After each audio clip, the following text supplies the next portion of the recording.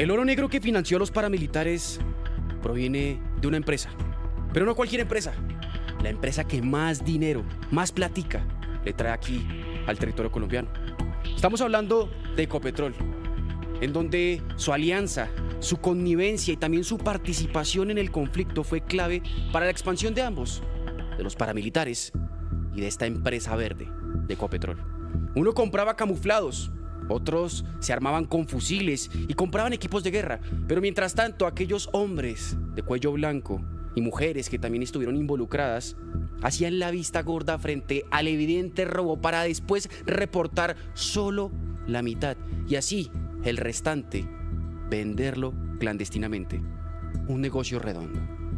Un negocio lindo, como dicen nuestros protagonistas del día de hoy, que daba más plata que traquetear, donde tenía todo el mundo cabida, desde la fiscalía, desde la policía, desde el ejército y por supuesto los paramilitares. Unas válvulas ultrajadas de la gallinita de los huevos de oro de nuestro país. Hablamos de Ecopetrol, que no solo les bastó con saquear estos hidrocarburos para financiar paramilitares, para pagar la nómina con el mayor producto del Estado colombiano, sino que además tuvieron que meter a la cárcel a inocentes para quitarse la responsabilidad del mayor robo de hidrocarburos que ha presenciado este país por parte de las Autodefensas Unidas de Colombia. Hoy con un caso especial mirando al departamento de Tolima, mirando a Fresno, mirando a Mariquita y estos espacios donde realmente el oro negro se convirtió en la mejor manera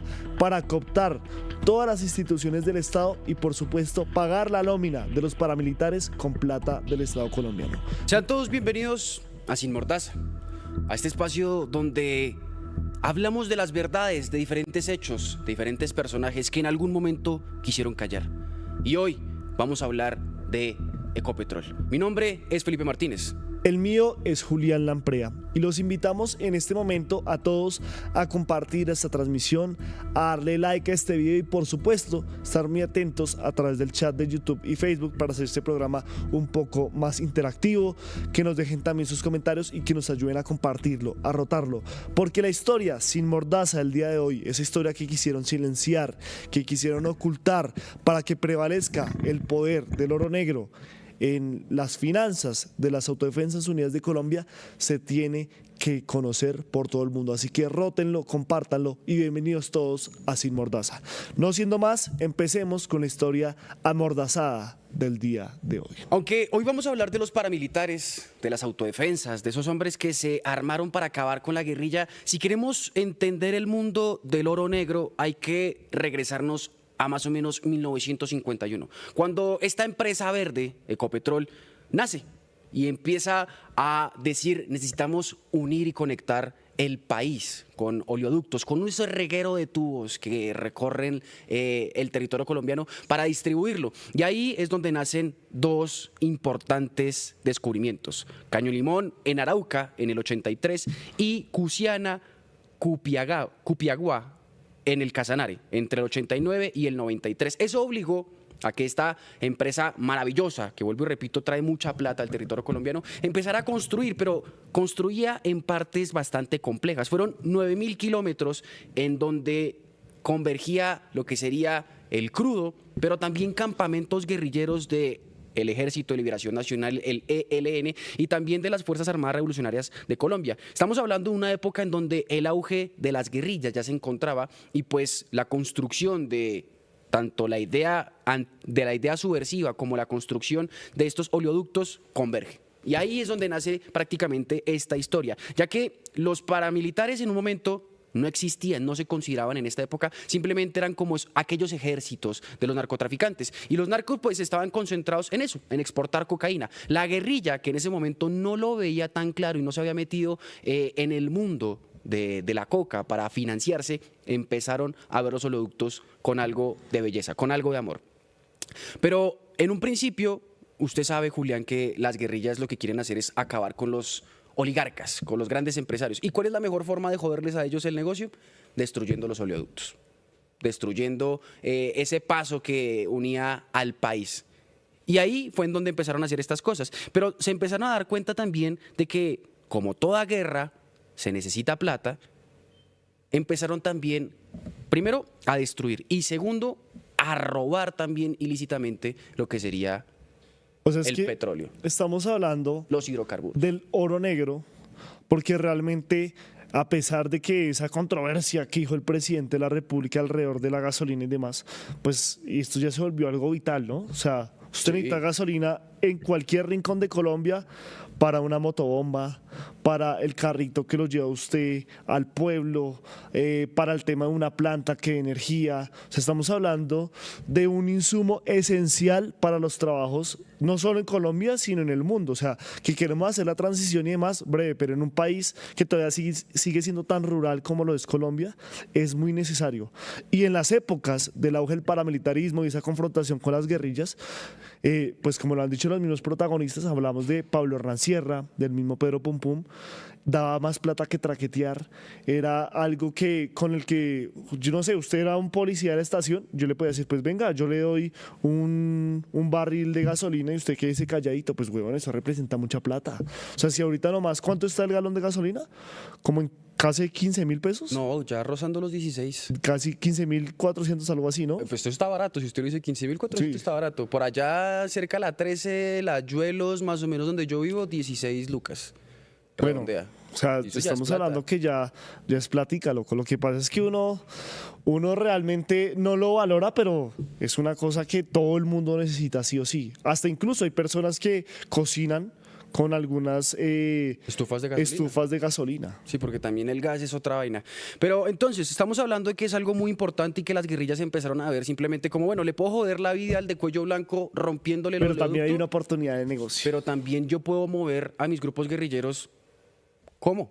Robando hidrocarburos, que entonces después los vendo clandestinamente a otras personas, perfecto, bienvenido sea, pero eso también me sirve para coger a mi motico, para coger coger a mis carros, para mantener a mis campamentos, precisamente para cocinar en medio de la selva con estas estufas de gasolina y para pagar empezaron a la verlo. nómina.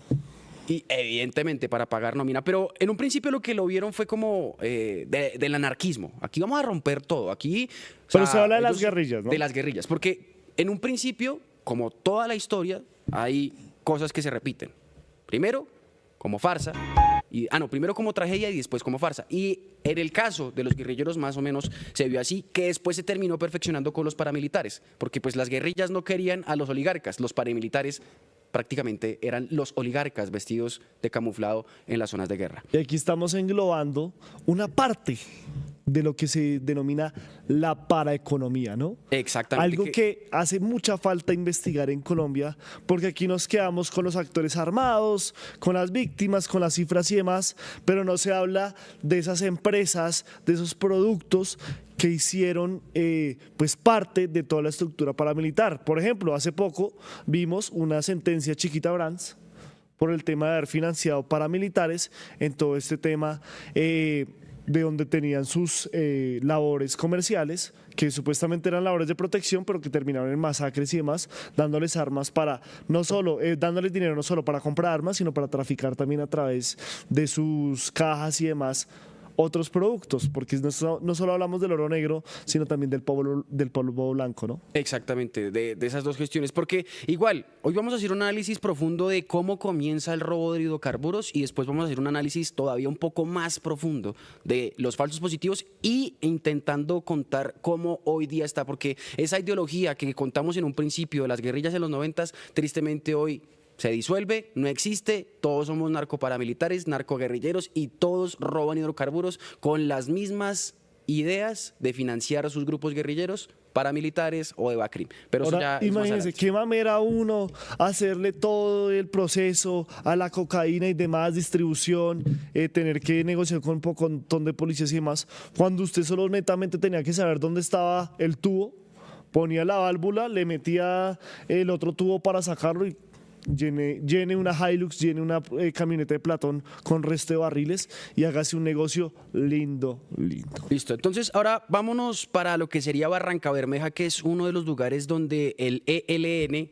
sus milicias y también las FARC empezaban a controlar diferentes válvulas, porque es que aquí se habla de algo que se llama la cultura del enchimbre, que es básicamente gente que veía en los diferentes barrios de Barranca Bermeja, porque Barranca Bermeja es un pozo petrolero, ni el hijo de madre. Puerto Petrolero. Puerto petrolero, mucho mejor. El más grande del país. El más, imagínese esa vaina. Entonces, aquí estaban las milicias del ELN y de las FARC y empezaron a controlar las válvulas, las válvulas. Entonces ellos, en un principio, vuelvo y repito, empezaron a ver que la guerra era cara y que ellos necesitaban entonces manejar este tipo de cosas. Y la población también empezó a ver un negocio en este aspecto. ¿Cuál era el argumento que había por parte de la población? Pues está los sindicalistas de la USO, que en los 20s y 30s empezaron a reclamar y decir, marica, usted está explotando mi tierra, usted a lo bien está cogiendo y desangra mi tierra con esos pozos petroleros. Pues, parce, ¿el petróleo de quién es? ¿De usted, la empresa gringa que viene a sacarlo, o de mi pueblo, de mi tierra, de mis ancestros? Entonces ellos empezaron a pelear para decir, el petróleo es de todos. Y aunque la guerra que ellos tenían con los grandes latifundistas y terratenientes de estas zonas y grandes empresarios, se terminó tergiversando porque las guerrillas empezaron a meterse ahí con esa idea, con los sindicalistas, como decir, claro, usted tiene razón, el petróleo debe ser para todos. Pero tristemente después el armado terminó camuflando esa idea para pasarla a la subversión y terminó entonces asesinando personas y cogiendo a los sindicalistas que peleaban por el petróleo que eran de ellos para después cobrarles coimas, para cobrarles valvulitas. Que usted quiere tener el enchimbre por allá en la comuna 7, en el barrio 16 de marzo o en el corregimiento del centro, hágale, pero págueme. Y entonces ahí lo que en un principio fue una bonita idea de que el petróleo era para todos, se terminó pasando a, ahora yo robo petróleo para financiar mi guerrilla y ahora yo le cobro a usted vacunas para que primero usted coma y segundo yo siga manteniendo mi frente. Y eso pasó en Barranca Bermeja en un principio. Pero después, más o menos entre el 98 y 2000, en la expansión de las Autodefensas Unidas de Colombia, empezaron a decir, no, marica, estas guerrillas primero se nos están metiendo al barrio, toca sacarlas. Y segundo, ¿qué negocio es bueno? El oro negro, el petróleo. ¿Por qué? Porque acá también tenemos que hablar de otra cosa que ya hemos comentado en otro episodio aquí en Sin Mordaza, y es el parqueadero Padilla. El corazón financiero de las autodefensas se encontraba en Antioquia, en el 97. Llegó el CTI y la Fiscalía, prácticamente reveló un montonón de empresas, un montonón de cassettes, 30.000 cassettes, un montonón de información que decía, así es como se financian los paras, así es como están creciendo los paras, y como les descubren el banco paramilitar, la gente y los diferentes bloques tienen que decir, ¿con qué nos financiamos? ¿Qué es lo que vamos a hacer? ¿Cómo vamos a sacar platica? Con la coca breve, allá está entonces el bloque central Bolívar, allá está el bloque Cacique Nutibara, allá está el frente Cacique Pipintá, hay un montonón. Pero algunos no querían, no lo veían rentable utilizar el narcotráfico, que fueron al petróleo. Y lo que decíamos, logísticamente era muy mamón, weón. O sea, realmente el tema de traquetear tiene unos riesgos. No, y la extradición. O sea, primero, Estados Unidos, como usted bien lo dice, segundo, las autoridades nacionales, que si bien estaban cooptadas, pero igual, pues obviamente habían algunas pesquisas y usted tenía que sobornar y demás. Y pues dijeron, marica, el petróleo, o sea, ¿cuánto vale la gasolina? Todo el mundo compra gasolina. Que sí ponerle ese tubo, weón, sacar ese tubo madre. Solo es que los de Ecopetrol, que obviamente también estaban con ellos, los jefes, no estamos hablando de los operadores, porque aquí también vamos a hablar de un caso, de un falso positivo judicial, exacto, de cómo metieron a unos trabajadores de Ecopetrol a la cárcel para que ellos asumieran la culpa de ese robo masivo de hidrocarburos en el país, porque todo esto era netamente para financiar la guerra, y meterle un tubo a meterle una válvula a un tubo mientras que otros hacían guardia y ya sabiendo por dónde pasaba el tubo, pues era más barato, era más eficaz y tenía más mercado que las mismas drogas, que el mismo secuestro, que la misma extorsión, que la misma vacuna, porque realmente pues era simplemente vender un servicio, por decirlo así, o un producto que todo el mundo sí o sí necesitaba. Exactamente. Y con esa misma sobornar a policías, a fiscal y demás. O sea, es que imagínese que, o sea, por ejemplo, usted no tiene plata, pero tiene un pocotón de gasolina. Que yo le digo a usted, uy, Felipe, viejo, la verdad esa noticia que usted va a sacar me afecta mucho mis intereses. Usted tiene moto, ¿no? ¿Qué tal si yo le doy todos los meses su gasolinita? Marica, usted en su pero ¿cómo se llama? En su presupuesto, la gasolina tiene un puesto importante. Digamos, aunque bueno, usted ahorita está modo runner, modo cicla, ¿no? Pero digamos, mensualmente, si uno en moto, con un trayecto corto, lo que serían 10 kilómetros ida, 10 kilómetros vuelta, o sea, total 20, yo más o menos me estaba gastando mensualmente unas 150 lucas. Y eso que es barato, porque mi y eso moto que es de nuestras motos son poquito de cilindraje pequeño. Ahora imagínese que sea un carro con alto cilindraje, un carro que consuma mucha más plata. O que Pues haga claro, muchos recorridos. se les puede ir 300, 400 lucas al mes, o 500, medio millón de pesos, 1 millón de pesos. Entonces uno dice, claro, si me voy a ahorrar eso y tras del hecho me van a meter gasolina barata, primero suministro lo mío y después le vendo a los demás. Igual, baratico, entonces hago un negocio, como usted dice, y como dicen los paramilitares, porque nosotros no lo inventamos, es un negocio lindo, lindo. Pero entonces pasemos a las guerrillas, porque aquí es donde llega la transformación. La guerrilla no quiere al poderoso, no quiere al oligarca, no quiere al que tiene plata, lo detesta, lo aborrece. ¿Por qué? Pues porque primero acaban con el territorio, se empiezan a meter, está esa lucha subversiva, la lucha anticapitalista, etc, etc, etc. ¿Qué eran los paramilitares? Prácticamente lo contrario a las guerrillas. Eran los oligarcas vestidos con uniforme, armados y con otras ideas de acabar precisamente a quienes les dañaban el negocio, a estos guerrilleros, a los subversivos, a los rojos, a los de izquierda, como ustedes quieran llamarlo. Entonces, pasamos a lo que sería el tema de la paraeconomía. Llega el parqueadero Padilla, se acaba ese miércolero, toca buscar platica, algunos quieren el narcotráfico, ven complicado exportar coca y entonces dicen lo nacional es lo más rico, lo más chimba. ¿Qué tenemos? El oro negro, el petróleo. Entonces, en un principio, como las guerrillas le hacían daño a los empresarios con el robo de hidrocarburos y también rompiendo los oleoductos, los paramilitares dijeron, no, seamos más abejas. ¿Y qué fue lo que pasó? No lo quiero decir yo, porque sé que no me van a creer, pero lo dijo uno de los máximos comandantes paramilitares de las autodefensas, Salvatore Mancuso. Esto fue lo que él comentó. Del pago que hacía Ecopetrol a las autodefensas a través del hurto, del robo de combustible. Ese hurto de combustible se hacía en esa zona acompañado del DAS y esa participación del DAS era porcentual. A Mauri, que era el comandante, en ese momento le entregaba una participación de los recursos que se entregaban que le entregaban a la autodefensa producto de esta venta al DAS. Eso fue más o menos en febrero del año 2002. Ahí hay una fecha muy importante. 2002, ya vamos para allá, porque eso sería gobierno Álvaro Uribe Vélez, que es básicamente como titulamos, el oro negro, los paramilitares, Uribe y Ecopetrol. Pero retrocedamos, porque seguimos en el parqueadero Padilla, están buscando plata, necesitan. ¿Y qué sucedía en Antioquia en el 97? En el 96 prácticamente se crea el bloque metro. ¿En dónde? En la hacienda Guacharacas. ¿Quiénes son los familiares que crean esa vaina? La historia ya lo conoce. Los hermanos Santiago Uribe Vélez, los Gallón Henao y los Villegas Uribe. Ellos se parchan en una casita típica, humilde, con un casi 2.000 kilómetros de hectáreas. Algo chiquitico. Una casita humilde que tras derecho toca decir la hacienda.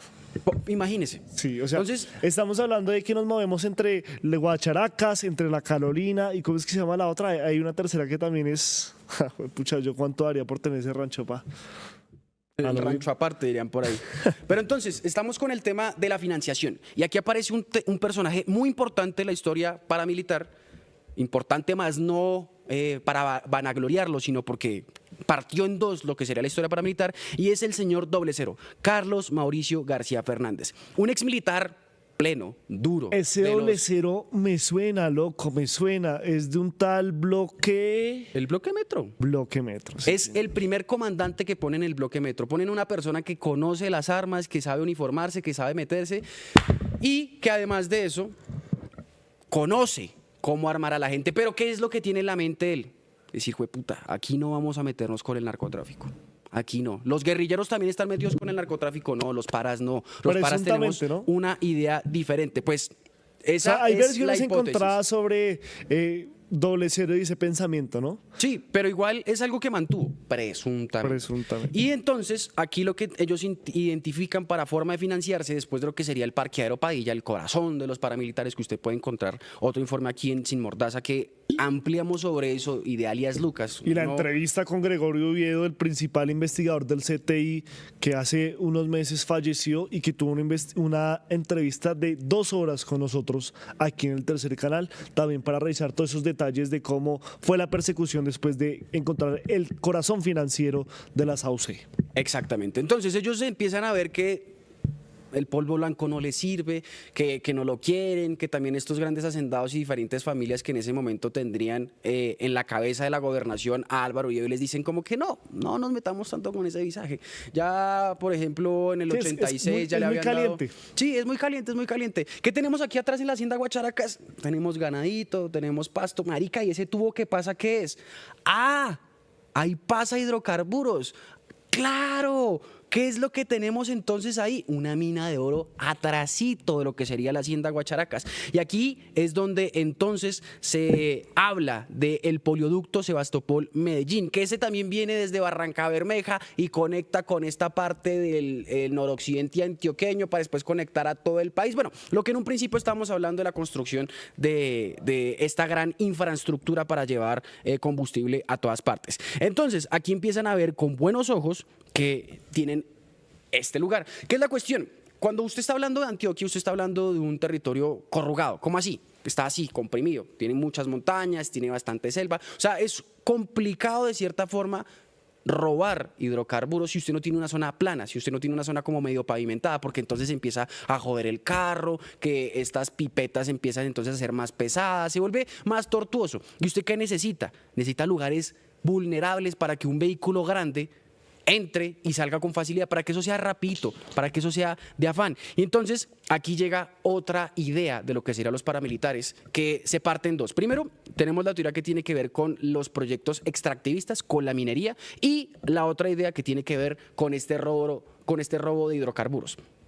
Porque estos paramilitares que tenían la idea de apoyar a los grandes hacendados, a su élite política, a sus amigos, a sus familiares que lo crearon, dicen, pues marica, toca despojar tierras, como un hijo de puta. Toca coger y sacar a la gente, dinamitar las casas, empezaros a literalmente que tengan miedo de estar aquí en Antioquia. Y hay un caso muy importante que es la finca del señor Contreras en el municipio de Maceo.